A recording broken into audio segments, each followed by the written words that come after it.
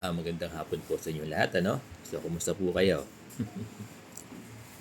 Yung iba masaya na kasi nakatanggap na kayo ng buong SRI, ano? Kasi may nag-chat sa akin o may nag-post.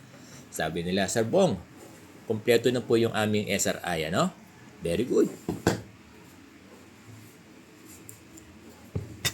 Okay.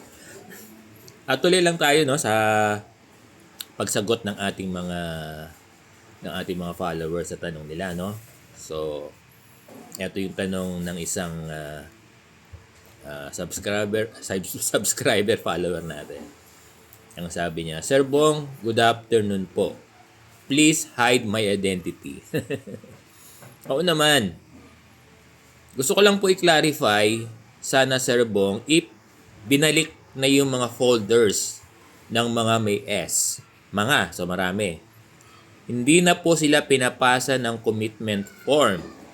Kasi yan yung nakalagay sa DepEd 30 po, di ba? Inaalaw yung may mga S sana eh.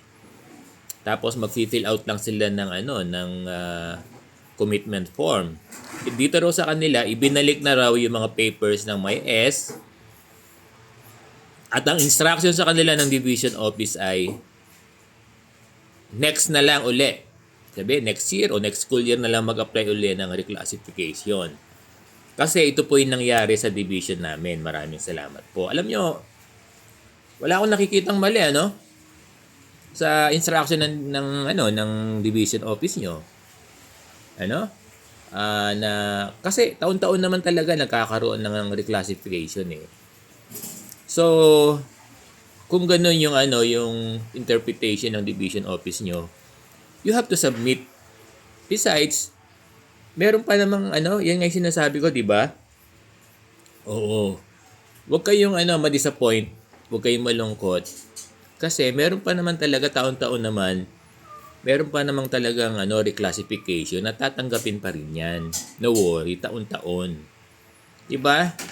Kung ganyan yung instruction ng division memo, DepEd, division nyo, wala naman ako nakikitang mali.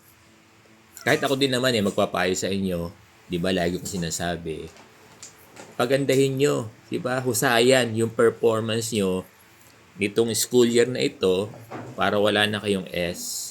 Para pag nag-apply kayo next school year o next year, kapag nag-open uli yung division nyo, hindi mo na problem yung S, 'di ba? Hindi mo na problem yung S. Kaya itong school year na to, galingan mo na lang. Dapat yung performance mo, no, NCOI, COI, gawin mo ng outstanding if not BS, or kung hindi kaya outstanding, dapat BS. Kaya lang may requirement, depende sa ina-apply nyo. Pag mataas yung posisyon, kinakailangan may outstanding kayo sa mga COI and NCOI. So ganun lang. So kung tinatanong nyo, binalik yung portfolio nyo, yung papers nyo dahil may S, at sabi, next year na lang o next school year, wala akong nakikitang mali. Okay lang yon, walang problema doon,